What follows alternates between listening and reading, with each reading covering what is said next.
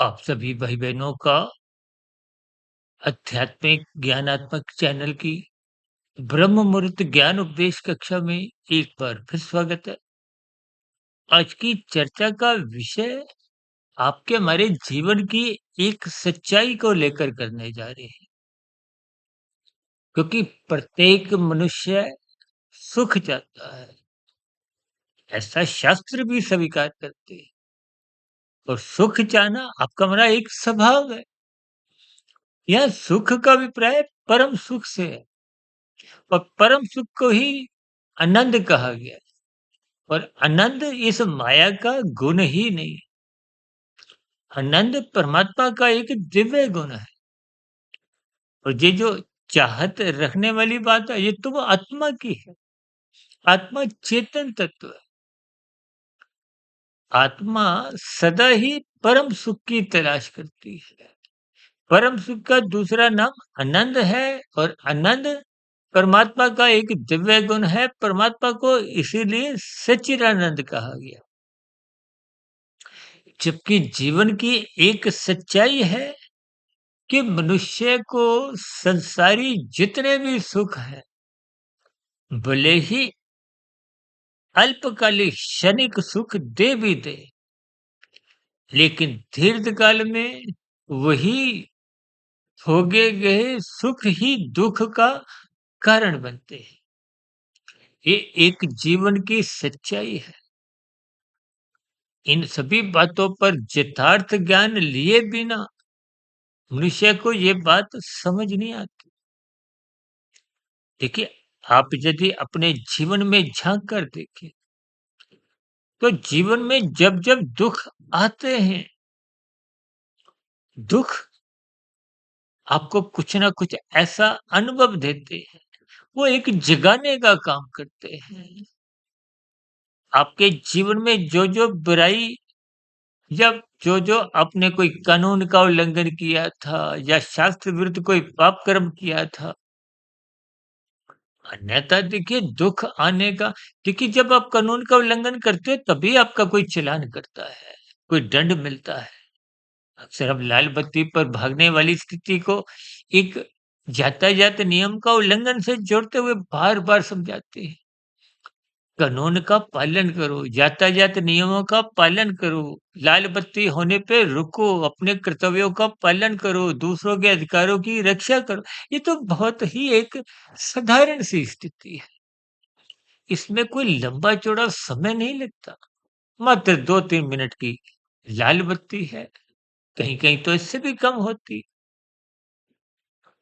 और दूसरी विशेष बात, जब-जब आपके हमारे जीवन में सुख पर सुख आते हैं और मेरा व्यक्तिगत ऐसा एक अनुभव है, ऐसा विचार है कि दुःख सदा ही एक क्रम में आते हैं।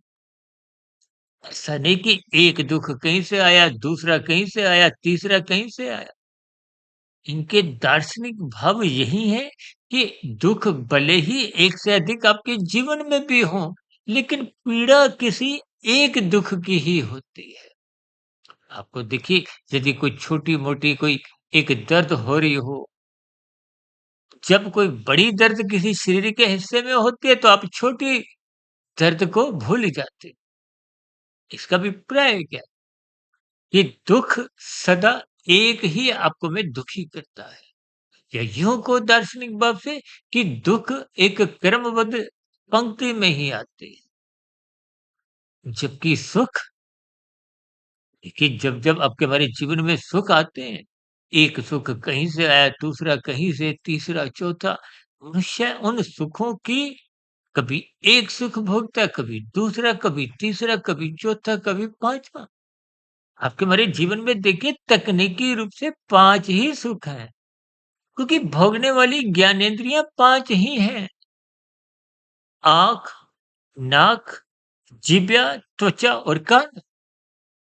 आपका हमारा शरीर पृथ्वी, जल, अग्नि, वायु, आकाश का बना है। इसके जो सूक्ष्म भूत है वही तो आपके हमारे भोग विषय हैं। आपके हमारे शरीर की 5 ज्ञानेंद्रियाँ हैं, 5 कर्मेंद्रियाँ हैं। ये जो मैंने अभी आँख, नाक, जिह्वा, त्वचा, कान, ये तो स्थूल ज्ञानेंद्रिय हैं। 5 विषयों का सुख भोगती है।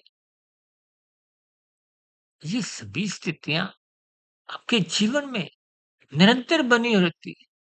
आप ब्याह-शादी में जाओ ना, एक स्टाइल पे सुख भोगा, फिर दूसरे पे, फिर तीसरे, फिर चौथे, 5वें, सभी सुखों को आप भोगते हो। लेकिन संसारी जितने भी भोग हैं, वो एक रसगुल्ले के समान क्षणिक सुख देते हैं। आप रसगुल्ले को मुँह में रखकर कोई अधिक समय तक रुक नहीं सकते उस सुख को, फिर वो दुःख बन जाता है। जैसे ही आप रसगुल्ला खाते हो, आपको एक सुख मिलता है। लेकिन यदि आप रसगुल्ले को पकड़ लेते हो जिह्वा में, तो फिर सुख नहीं मिलता। यानी कि पहले आपको सुख पकड़ना है, भोगना है और फिर अंततः छोड़ना होता है। यदि आप छोड़ोगे नहीं, तो फिर वो सुख ही दुःख बन जाता है।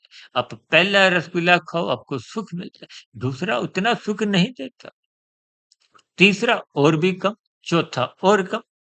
ये स्थितियाँ एक ऐसी आ जाती है कि आप फिर चौथा, 5वाँ रसगुल्ला खाते ही नहीं। आप ब्याह-शादियों में जितने भी भोग भोगते हो, भोग-भोग के आप थक जाते हो, पदार्थ खत्म नहीं होते। आप एक प्लेट उठाते हो, उस प्लेट में आप जितना भी कुछ भी खाना चाहो, आपको कोई रोकता नहीं।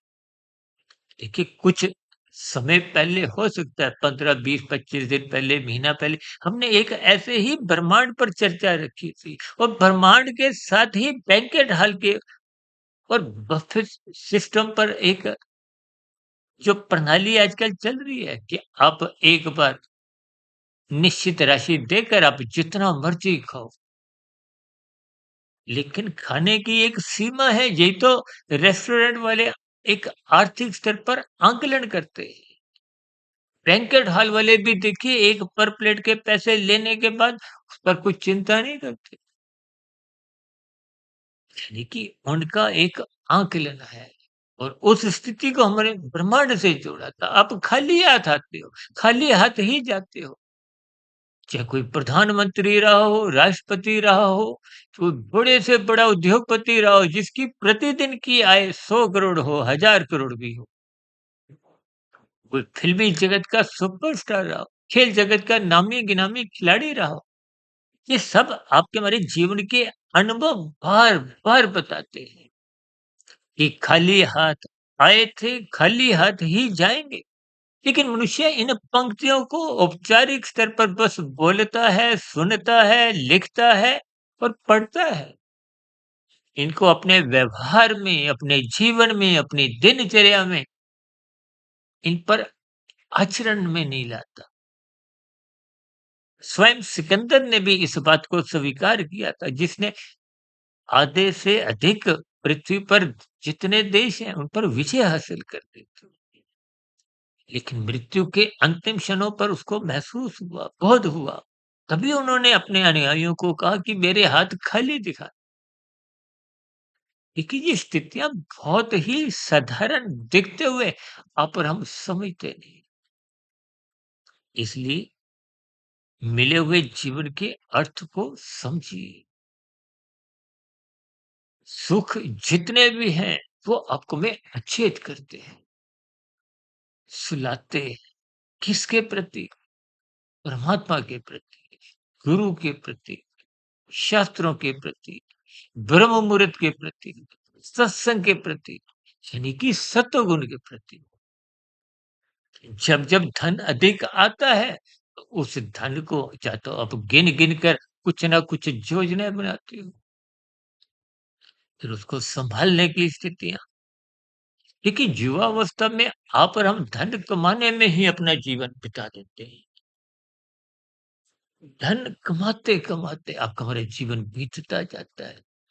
देखिए जीवन के आरंभिक 20, 22, 25 वर्ष तो आपके भौतिक शिक्षा में ही लग जाते हैं।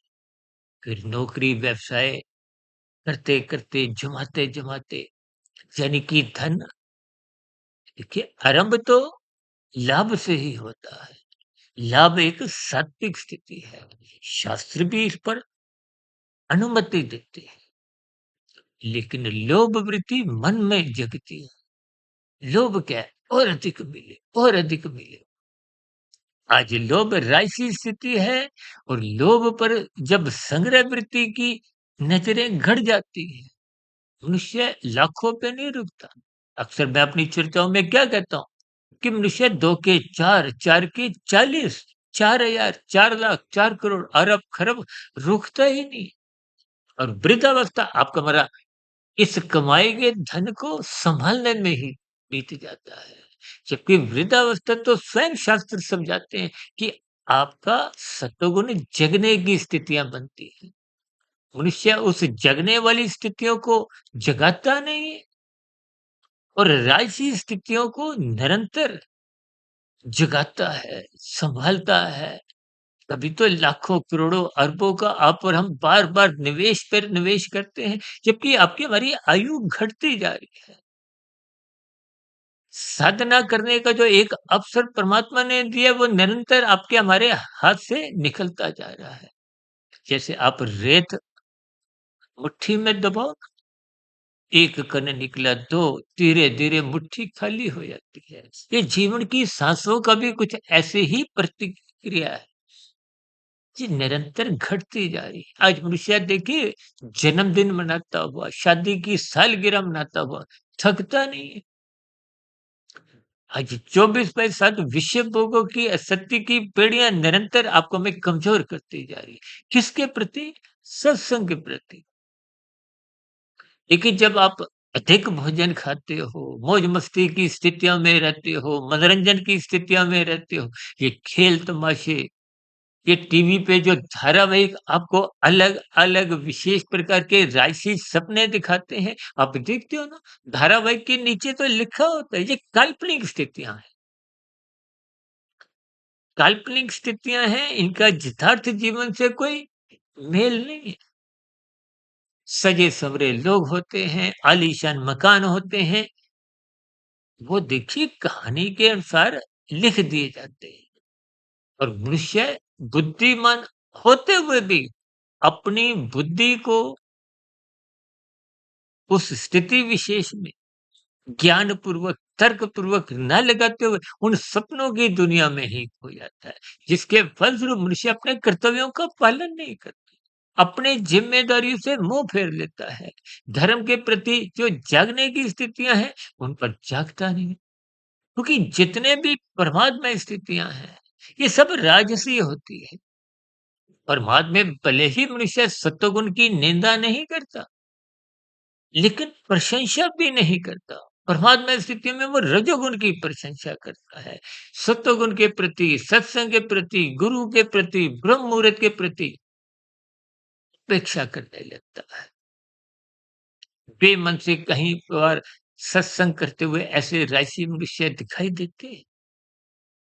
लेकिन भीतर से रुचि ना होने के कारण वो सत्संग की स्थितियाँ चाहे पढ़ने की हो, चाहे सुनने की हो, वो भीतर मन बुद्धि के स्तर पर पहुँचती नहीं।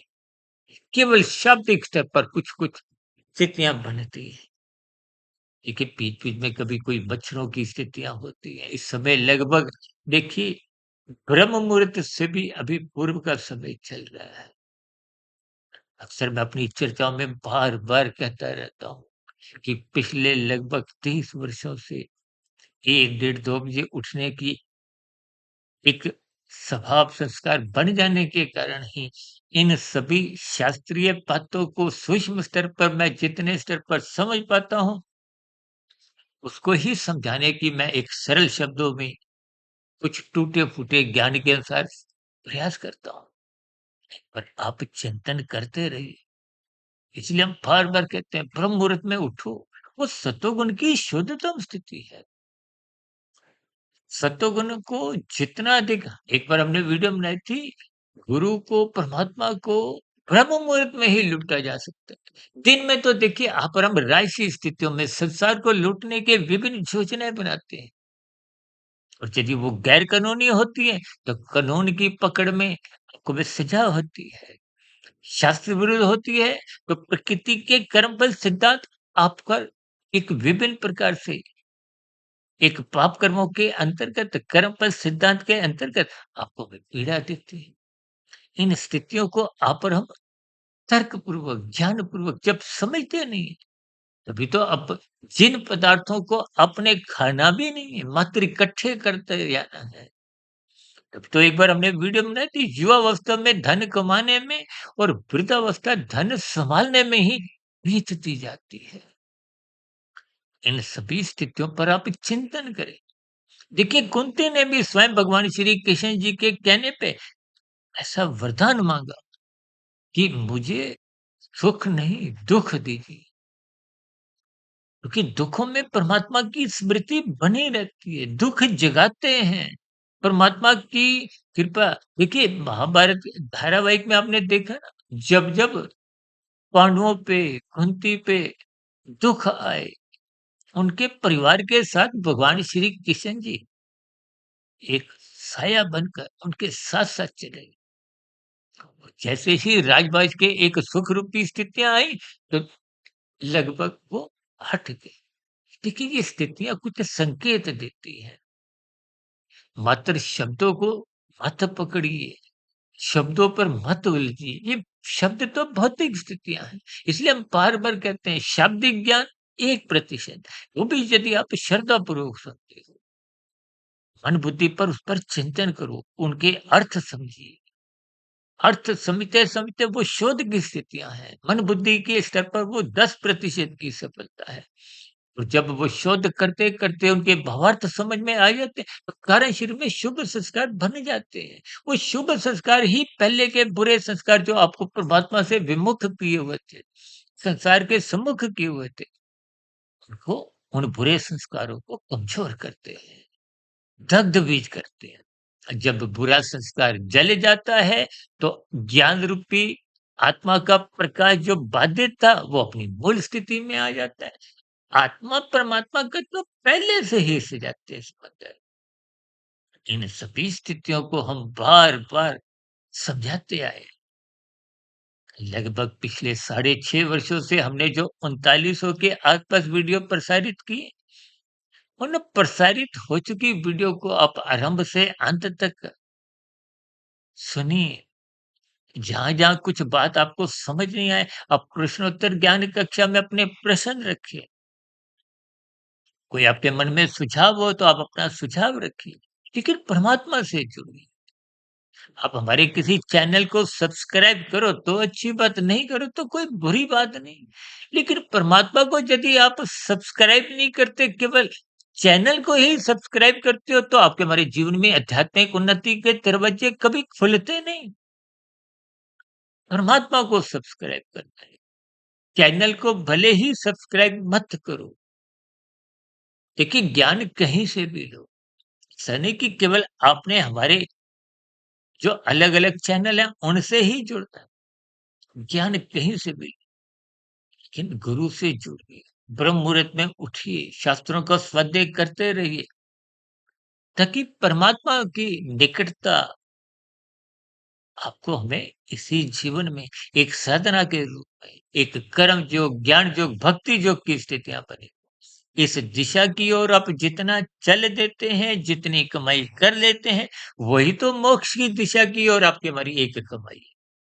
इस कमाई के बलबूते पे ही आपको में अगली मनुष्य योनि मिलती है। क्योंकि जितनी आप आध्यात्मिक उन्नति कर लेते हो, उसके आधार पे ही अगली योनि का निर्धारण। यदि इसी जीवन में ही मोक्ष प्राप्ति हो जाती है, मायातीत की स्थिति प्राप्त हो जाती है, यानी कि स्थूल शरीर के रहते-रहते कारण शरीर 100% शुद्ध हो जाता है, तो मायातीत की स्थिति इसी जन्म में बन जाती है। लेकिन अक्सर ऐसी स्थितियाँ निरंतर अभ्यास, निरंतर योग की स्थितियाँ, आज कर्म योग, ज्ञान योग, भक्ति योग, इस योग की स्थितियाँ निरंतर उस मोक्ष की, उस मायातीत की स्थिति की ओर ले जाती हैं। और एक दिन ऐसी स्थिति बन जाती है, जब आप स्थूल शरीर के रहते-रहते कारण शरीर को शुद्ध कर लेते हैं, अज्ञानता की स्थितियाँ समाप्त हो जाती है, तो फिर आत्मा पर किसी भी प्रकार का कोई बंधन नहीं रहता। आत्मा परमात्मा ये दोनों चेतन सत्ता है। ज्ञान स्वरूप है, परमात्मा आनंद स्वरूप है। परमात्मा का आनंद मांगना नहीं हो, यदि इस जीवन में हम उस मंजिल तक नहीं भी पहुँच पाते, तो अगली मनुष्य जोनि पुनः सुनिश्चित होती है। संस्कारी माता-पिता के यहाँ जन्म होता है, गुरुजनों का संग सहज ही परमात्मा की व्यवस्था में उपलब्ध करवा दिया जाता है, ताकि साधना निरंतर गति पकड़े। जब गति पकड़ते-पकड़ते पूर्ण स्थिति मायातीत की स्थिति बन जाती है, तो वो मोक्ष की स्थिति है, मायातीत की स्थिति है। हम लंबे काल के लिए एक आनंदमय जीवन बिताते हैं। ऐसी सभी सात्विक शुभ स्थितियाँ आपके भी जीवन में बनी। इसीलिए आज हमने देखिए वीडियो में कहा है कि आप जागिए और जगाने का काम दुःख करते हैं। ऐसा नहीं कि आपने केवल दुःख अपने सुखों के लिए प्रयास नहीं करना। जीवन की आवश्यकताओं की पूर्ति के लिए पुरुषार्थ करिए, लाभ कमाइए। अपना व्यक्तिगत स्तर पर, पारिवारिक स्तर पर समाज के प्रति जो-जो आपकी ज़िम्मेदारियाँ उनको निभाइए, लेकिन साधना करें, गुरु के प्रवचनों को सुनें, शास्त्रों का स्वाध्याय करें, ब्रह्म मुहूर्त में उठते हुए इन सभी स्थितियों को आप जितना क्रमबद्ध ज्ञानपूर्वक करते जाओगे, वही आपके हमारी एक शुद्ध कमाई है। ये सभी शुद्ध कमाई की सात्विक स्थितियाँ कभी जीवन में बने, इसलिए भोगों से बचिए। ये भोग आपको में सुलाते हैं, अचेत करते हैं। महात्मा के इन सभी स्थितियों को परमात्मा की प्रेरणा से, गुरुओं के आशीर्वाद से, ब्रह्म मुहूर्त समय विशेष से समझाने का एक प्रयास किया। हो सकता है मेरे समझाने में कहीं कुछ त्रुटि, कुछ कमी कमजोरी रह सकती है।